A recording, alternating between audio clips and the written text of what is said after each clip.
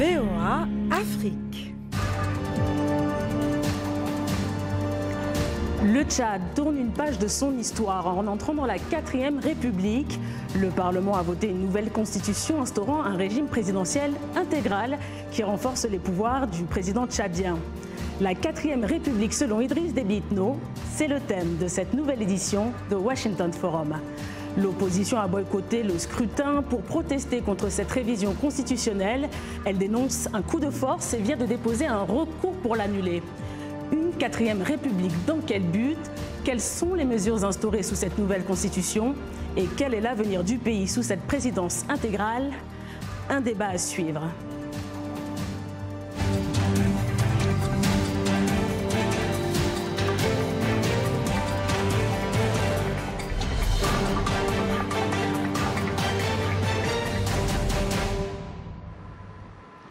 Bonsoir à tous, merci pour votre fidélité à VOA Afrique. Le Tchad est entré dans la 4e République. Les députés de la majorité présidentielle ont adopté la nouvelle charte fondamentale lundi. Alors, comment s'est fait le vote de cette constitution? Le film de l'événement avec André Komadingar, notre correspondant à N'Djamena. Ça y est, c'est fait et c'est conclu. La 4e République est en marche au Tchad. Au pouvoir depuis 28 ans, Idriss Déby Itno vient de remettre le compteur à zéro. Il a fait voter une nouvelle loi constitutionnelle par les députés de son parti à l'Assemblée nationale. Cette nouvelle loi change complètement le régime et lui donne tout le pouvoir de régner comme un monarque. À travers cette nouvelle constitution, le Tchad passe d'un régime semi-présidentiel à un régime présidentiel intégral, supprimant de facto la primature. La nouvelle loi fondamentale fixe le mandat présidentiel à 6 ans renouvelable une seule fois. Avec l'adoption de cette nouvelle loi, le président Déby aura toute la chance de briguer 2 autres mandats de 6 ans après 2021. Une proposition qui découle du Forum national inclusif tenu à N'Djamena en mars dernier. Nadio Kaina, qui dirige un mouvement citoyen de jeunes, rejette cette nouvelle loi constitutionnelle. Nous avons demandé un dialogue inclusif pour essayer d'ajouter de nouvelles bases à la sortie de l'élection de 2016 qui n'a pas été facile, avant de voir ensemble dans quel contexte organiser avec un consensus, un forum national inclusif, chose que le gouvernement n'a pas fait et n'a pas respecté. Comme au début nous avons rejeté ce forum qui n'est pas inclusif, nous rejetons aussi les propositions ici de ce forum.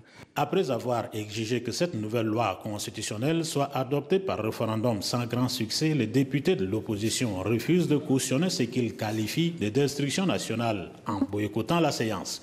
Plusieurs documents ont été déposés sur la table de l'Assemblée nationale par différentes organisations politiques, associatives et religieuses pour dénoncer l'illégalité de l'actuelle législature. Mais c'était peine perdue. Mohamed Saleh Ahmad est le président de la commission spéciale de l'examen du dit document. Après lecture et analyse du contenu de ces documents, nous relevons qu'il faut une réponse appropriée parce que les arguments avancés sont erronés et sans fondement juridique. Si le président de la République du Tchad a opté pour la voie parlementaire pour l'adoption de la nouvelle loi fondamentale de la République, c'est parce que l'article 90 de la Constitution lui offre cette opportunité. Le président Déby organisera-t-il des élections anticipées pour entamer cette 4e République ou va-t-il attendre la fin de son mandat en 2021 pour mettre en place les institutions de la nouvelle République? C'est la question qui revient souvent sur les lèvres de Tchadiens. André Komadingar, N'Djamena, VOA Afrique. Et plusieurs invités pour nous accompagner au téléphone en direct de N'Djamena au Tchad. La ministre Madeleine Alingé, porte-parole du gouvernement. Je tiens à préciser que vous êtes la première femme dans l'histoire politique du Tchad à qui le rôle de porte-parole du gouvernement a été confié. Au téléphone également de N'Djamena, Brice Bémon Guénenbaye, président du mouvement des Patriotes tchadiens pour la République. Et avec moi sur ce plateau, Timothée Donongmaï, chef du service francophone de la Voix de l'Amérique. Bonsoir à tous et merci d'être avec nous. Bonsoir. Bonsoir. Madame la ministre Madeleine Allingué, donc je l'ai dit, dans la nouvelle constitution tchadienne, il y a un accent fort pour que les femmes soient plus actives dans la vie politique et vous en êtes la représentation. Mais mis à part cette action, qu'est-ce que le passage à la 4e République implique? Concrètement, quelles sont les principales mesures instaurées sous cette nouvelle constitution? Bon, merci beaucoup pour cette possibilité de présenter effectivement cette nouvelle étape que passe le Tchad. Merci à la Voix de l'Amérique pour nous donner cette audience. Je crois qu'effectivement, il est très important de déclamer et de dire effectivement à toute l'opinion internationale que le Tchad fait un pas très très important dans son processus démocratique. Et c'est ça qui démontre un peu tout ce processus de participation, d'inclusivité, de discussion, de débat, de compte-rendu et d'évaluation que le Tchad a fait sur sa propre histoire pour pouvoir entrer dans cette nouvelle ère. Alors, quelles sont les mesures, les principales mesures qu'on doit retenir? Nous sommes passés par un processus très très important après 2016, c'est-à-dire après l'élection du président de la République, où il a promis et il a écouté le peuple tchadien pour qu'il puisse effectivement effectuer des réformes institutionnelles. Et depuis 2016, nous sommes attelés à recopiler, à écouter justement le peuple dans toute son étendue et dans toutes ses dimensions, pour qu'on puisse arriver à un forum national inclusif qui s'est tenu en mars 2018. Justement, je voudrais rebondir sur ce forum inclusif, Madame la ministre. C'est un forum qui était inclusif, mais qui a été boudé par l'opposition et la société civile. La Constitution a bien été votée par un Parlement, mais qui avait déjà fini son mandat. Qu'est-ce que vous pouvez dire à ça? Je crois qu'il y a les défis que rencontre le Tchad sont les défis de tous les Tchadiens. Le forum inclusif a été, on a fait appel effectivement à tous les acteurs et les forces vives de la société tchadienne pour qu'ils puissent participer. Des mécanismes, des instruments ont été mis en œuvre pour que tout le monde puisse participer.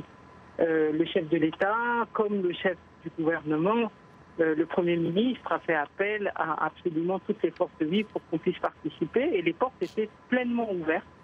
Et le forum inclusif a réuni toute la majorité, toutes les forces vives afin qu'ils puissent discuter, dialoguer, afin de plasmer justement ce nouveau désir du peuple tchadien à une nouvelle constitution. Il est quand même à rappeler que le Tchad est une démocratie agissante. L'opposition arrive parce qu'on a laissé une très grande place à ce que les discussions, les débats, les critiques soient constructives. Et je crois que le Forum national a permis... je voudrais rebondir justement dessus, Madame... Oui. Madame la ministre, je voudrais justement passer la parole à Brice Mebongenembay. Les députés de l'opposition ont fait recours cette semaine à la Cour constitutionnelle pour faire annuler la loi après avoir boycotté le vote. Tout d'abord, pouvez-vous nous expliquer quelle est désormais la stratégie de l'opposition? Moi, je voudrais d'abord relever tout ce que Madame la ministre, porte-parole du gouvernement, dit actuellement. Oui. Notre pays, le Tchad, vient de loin, comme les principaux intéressés eux-mêmes disent. Rappelez-vous que la constitution de la République du Tchad a été modifiée plusieurs fois pour le besoin de la cause, pour le bon vouloir du régime. Et à chaque modification, les Tchadiens se sont élevés pour contester les dispositions qui sont relevées. En 2005, il y a eu la modification sur l'article 61 pour lever le verrou. Le verrou qui limitait le mandat présidentiel. Aujourd'hui, on revient pour restaurer la limitation du mandat présidentiel. Moi, je crois que est-ce que le pouvoir d'Idriss Déby est en train de penser que c'est à lui seul? Mais je vais être un peu polémique là parce que cette histoire de limitation de débat, de mandat, on se demande si c'est pas un faux débat. J'entends vos commentaires, hein, mais faut rappeler que la constitution là du président pouvait, avant cette constitution, il pouvait se présenter autant de fois qu'il voulait, et avec l'instauration de cette constitution, ces mandats sont limités à 2 mandats. C'est bien ça? C'est ce qui suscite notre interrogation actuellement, parce que si l'objectif visait simplement la conservation du pouvoir, Déby avait largement la possibilité de se représenter autant qu'il voulait. Et donc, ça veut dire que c'est un boulevard qui est ouvert et ça peut se faire comme il veut. Mais quel est l'intérêt de revenir nous proposer une nouvelle constitution et de vouloir remettre le compteur à zéro? Moi, je crois que c'est ça qu'il faut d'abord relever.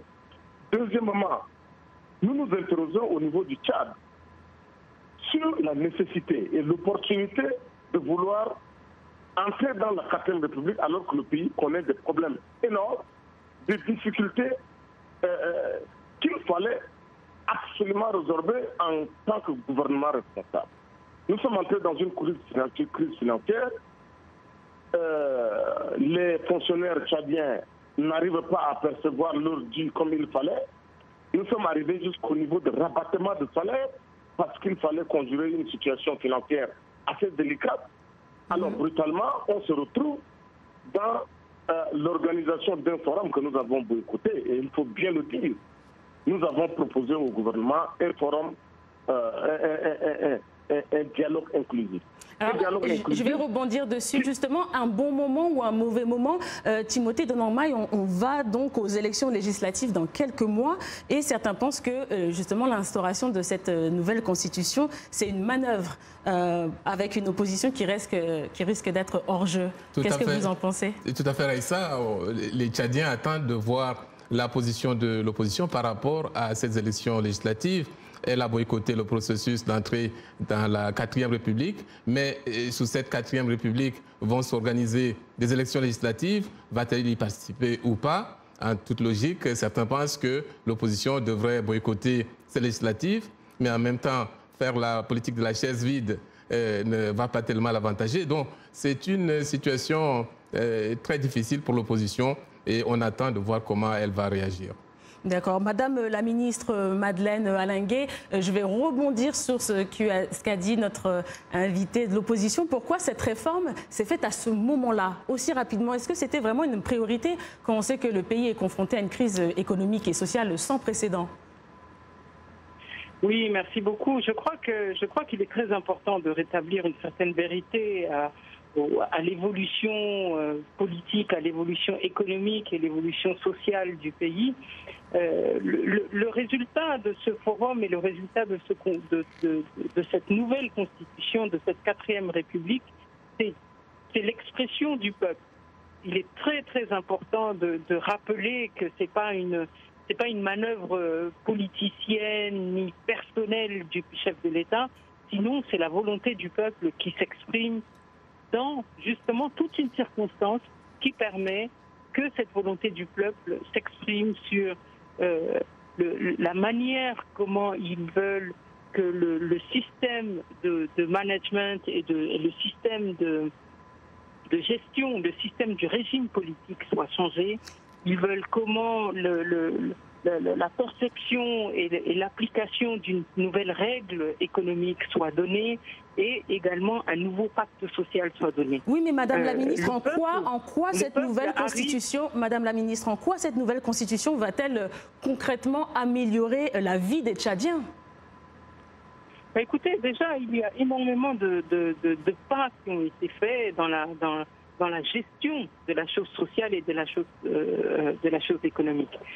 Comme vous le savez, nous sortons d'une crise sociale qui était très très importante. On avait une crise économique et financière qui effectivement talonnait le gouvernement dans la gestion et dans la maîtrise de la masse salariale et de l'investissement salarial que nous faisions. le chef de l'État a pris le dossier en main et a pu, avec un dialogue direct avec les partenaires sociaux, justement apaiser la solution, donner des solutions claires afin que les partenaires sociaux puissent contribuer et voir d'une manière très claire à la solution de cette situation. Je vais retourner vers Brice. Et également une autre solution que le chef de l'État a écoutée et a mise en place parce que le peuple a demandé une nouvelle donne politique. Et je crois que c'est ça qui est en train de se faire. Justement, je vais retourner vers Brice Membongenembaye. Un processus ouvert, une consultation des populations, c'est des exemples, mais quelles auraient été selon vous la nature d'une bonne constitution, ou le processus du moins? Bon, écoutez, moi je voudrais d'abord rebondir sur ce que dit la ministre porte-parole du gouvernement. Je lui réponds simplement que c'est plus facile d'affirmer de manière péremptoire que le peuple veut ceci ou veut cela. C'est un vocabulaire désuet utilisé par tous les dictateurs pendant un temps, nous le savons, que le peuple a voulu ceci et que nous avons répondu à son avis. Non, nous avons dit que malgré le fait que l'opposition ait boycotté le forum et que le pouvoir ait établi sa constitution, nous avons dit la moindre chose, c'est de soumettre cette nouvelle constitution à l'approbation du peuple par la voie référendaire. On va continuer ce débat. On va continuer le débat juste après le break. Je vais juste lire un commentaire Facebook, celui de... Je vais lire juste un commentaire Facebook, on va se reprendre. Un téléspectateur qui a réagi en ligne du Tchad, il dit « Je me demande, une 4e République, pourquoi faire? Le Tchad n'a pas besoin de ça. Idriss Déby a pris la fuite devant sa vraie responsabilité en se lançant sur des choses inutiles. » On va partir en break. Washington Forum revient après une courte pause.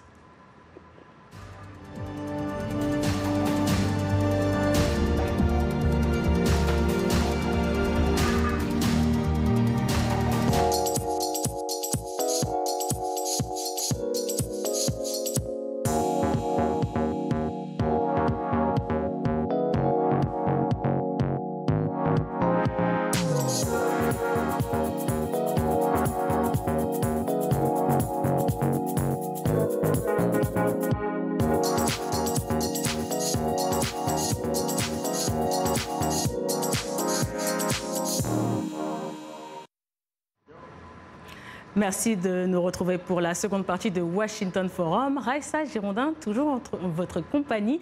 Alors Blaise Nouba Rassem est allé à la rencontre de passants dans les rues de N'Djamena pour recueillir leurs impressions sur l'instauration de cette nouvelle constitution. La 4e République, c'est créer des tensions au peuple tchadien. Aujourd'hui, la 4e République ne fait pas l'unanimité. Comment comprendre un regroupement des partis politiques alliés au pouvoir qui décident du sort des Tchadiens? Ce n'est pas normal.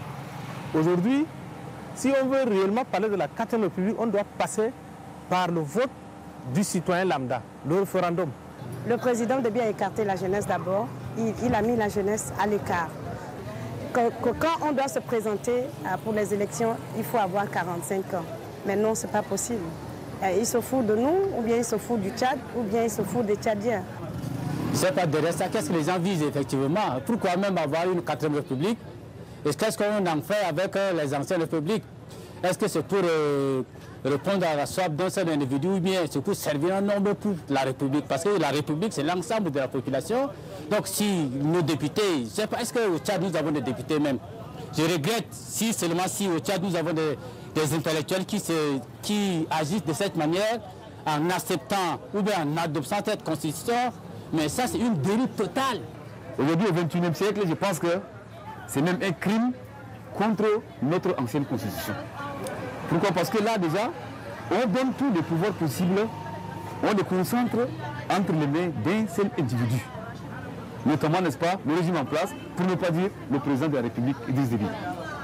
Alors nous retrouvons nos invités au téléphone en direct de N'Djamena au Tchad, la ministre Madeleine Alingé, porte-parole du gouvernement, nous rejoint de Paris via Skype Achek Ibn Oumar, l'ancien ministre des Affaires étrangères du Tchad, et avec moi sur ce plateau, toujours, Timothée Donangmaï, le chef du service francophone de la Voix de l'Amérique. Madame la ministre Madeleine Alingé, quelques chiffres tout d'abord. Le Tchad est un pays pétrolier avec beaucoup de richesses, dont le coton, l'élevage, et pourtant une croissance de moins de 7% selon les dernières statistiques. Il est 186e sur 188 sur l'indice de développement humain selon la PNUD. Quelles sont vos réactions ? Je crois que quand vous présentez ces chiffres et qu'effectivement ils démontrent une réalité très crue de ce que nous vivons, parce que nous sommes notre produit principal, c'est le pétrole, parce que nous avons un début de diversification de notre économie en termes d'agriculture, en termes d'élevage, Je crois que c'est ça qui montre justement l'émergence du Tchad. Nous sommes dans un processus où l'économie est en train de se stabiliser, l'économie est en train de prendre des bases beaucoup plus solides, et c'est dans ce sens-là que le gouvernement du Tchad et surtout le président de la République essayent d'écouter le peuple et de voir dans quelle mesure on peut faire de ce Tchad un Tchad émergent. Timothée Donangmaï, est-ce que vous pouvez rebondir Madame la ministre, je reviens vers vous tout de suite. Désolée Madame la ministre, j'essaie de donner un temps de parole égal à tout le monde. Monsieur Donangmaï, est-ce que vous pouvez réagir face à... Oui, Madame la ministre, on se serait attendu à ce que le Tchad utilise justement ses ressources pétrolières pour développer les autres secteurs, l'agriculture, l'élevage. Mais ce n'est que maintenant que vous parlez de diversification de l'économie. Alors, est-ce qu'il n'y a pas eu, quelque part, un manque de vision quant aux priorités nationales ? Madame la ministre, qu'il n'est jamais trop tard. Il n'est jamais trop tard pour pouvoir avoir une vision juste, claire, avec des résultats précis. Nous sommes dans un processus où nous avons une population de 14 millions de personnes. Nous sommes dans un processus où notre évolution et notre développement a connu énormément de soubresauts. Nous sortons de 30 ans de guerre directe.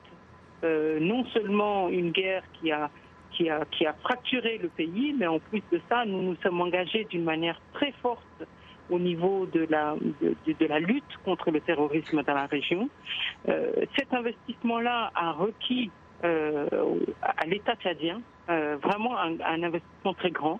Et maintenant, on a une certaine stabilité qui nous permet d'avoir une vision beaucoup plus claire de notre développement, du développement durable. Merci pour votre commentaire. Merci pour votre commentaire. On reviendra d'ailleurs tout à l'heure sur la situation sécuritaire. Monsieur Achek Ibn Oumar, certains se sont offusqués du fait que le Tchad souhaite créer un Sénat alors que les caisses de l'État sont vides. Alors on se demande comment le pays va pouvoir financer toutes les réformes instaurées. Bonsoir à vous et bonsoir à vos invités. Bon, la question du Sénat n'est pas très importante parce que, bon, je n'ai pas les chiffres en tête, mais je pense que il y a pas mal de dépenses inutiles et s'il y avait une nécessité d'instaurer un schéma, je pense qu'on trouvera le montage financier. Je pense que par rapport aux enjeux et par rapport aux souffrances du peuple tchadien et des risques de rupture très graves au niveau de la société tchadienne qu'on voit se dessiner, je crois que cette question est assez secondaire, à mon avis. D'accord. Mais donc, du coup, pour vous, le pays pourra mettre en place et mettre en œuvre toutes les réformes proposées ? Vous avez parlé du Sénat, mais le problème... Il n'y a pas que le Sénat. Oui. Le problème, c'est que il y a un fossé de méfiance entre une bonne partie de la population et le pouvoir. C'est pour ça que toutes les propositions et toutes les initiatives sont tout de suite rejeté ou mal interprété. C'est ce fossé de méfiance qu'il faut combler. Et il a une raison que les Tchadiens connaissent. Après la conférence nationale, la constitution unanime qui a été adoptée par les Tchadiens, toute tendance confondue, a mis en place la limitation du mandat. À l'époque, le chef de l'État avait dit qu'il allait respecter ces 2 mandats et il avait même dit dans une interview « Je vous donne ma parole d'honneur d'officier ». À l'issue du second mandat, on a changé la Constitution uniquement pour faire sauter cette limitation. Donc vous pensez qu'il ne tient pas ses promesses, c'est ça? Non, c'est plus grave que ça. Parce qu'on n'a pas compris pourquoi il a régné ces serments qu'il n'était pas obligé de faire de toute façon. Et c'est 12 ans après, l'année dernière, avec vos collègues de TV5 et de Radio France Internationale, dans une interview, qu'il a dit que la France, oui, qu'il a dit que la France l'avait poussé à... En fait, lui, il ne voulait pas lever cette limitation de mandat, mais que la France avait envoyé quelqu'un qui avait imposé cela. Alors, sur le plan constitutionnel, un chef d'État qui a fait serment devant la nation et qui accepte que la Constitution soit changée par des étrangers, je ne veux pas aller dans des épithètes, mais c'est très grave, déjà en soi. Donc, je vais rebondir sur ça, on va reprendre ce sujet-là. Mais pour revenir sur les propos de Madame la ministre, elle a parlé justement de l'argent de l'État qui était alloué justement à la lutte contre le terrorisme. Alors, Timothée Donangmai, au niveau sécuritaire, le Tchad a une situation géographique très, très particulière. Le Tchad est entouré de foyers d'instabilité, avec le Darfour, la Libye. La position d'Idriss Déby, du président, est donc très stratégique. Est-ce que vous ne pensez pas que sa stabilité au niveau du pouvoir elle soit requise, qu'il doit rester là pour gérer ça? Bon, au niveau de la sous-région, au niveau des pays occidentaux, de la lutte contre le terrorisme, on dit qu'il doit rester au pouvoir. Mais au plan intérieur, les gens pensent que le pays doit avancer et qu'il doit y avoir une possibilité que d'autres gens émergent pour diriger le pays. Sinon, si la même personne est là et s'il n'y a pas d'alternance de la vie de l'opposition, c'est qu'il y a des ressentiments qui vont en s'amplifiant et cela ne peut conduire qu'au désastre. Donc c'est pour ça que l'opposition estime que le fait de changer de constitution, alors qu'au plan politique, on aurait espéré une plus grande ouverture, on a un renversement des pouvoirs du président. Donc pour l'opposition, cela n'augure pas d'une bonne chose. Je reviens vers vous, Monsieur Hachek Ibounar. Donc, c'est cette situation stratégique du Tchad qui renforce naturellement le pouvoir d'Idriss Déby Itno? Ça, il faut poser la question à nos partenaires extérieurs parce que la presse dit ça et là, que la France en particulier estime que la démocratie est moins importante que le maintien au pouvoir du régime actuel pour raison de sa contribution à la lutte antiterroriste, et en particulier l'intervention au Mali. Pour les Tchadiens, je crois que ce n'est pas très convaincant. Ça veut dire que si demain, par malheur... Parlons de demain, justement, on me dit qu'on touche à la fin de l'émission. Comment voyez-vous l'avenir du pays sous la présidence intégrale? En peu de mots, il nous reste 10 secondes. Moi, je pense que ça, c'est formel. Le pays, les gens, ils ont un problème d'alimentation, de salaire et de rupture de dialogue politique. Moi, le plus important, c'est qu'il faut rétablir la confiance entre les acteurs politiques et sociaux. Et là, il faut que le régime et le pouvoir se fassent violence, trouvent des moyens pour discuter avec les forces sociales et l'opposition démocratique pour s'entendre sur une règle du jeu et pour s'entendre sur de grandes bases de redressement. Merci beaucoup pour vos commentaires. Merci, on doit se quitter malheureusement, ainsi s'achève cette édition. Merci à tous nos invités et à mes collègues de Washington. Excellente suite de programme.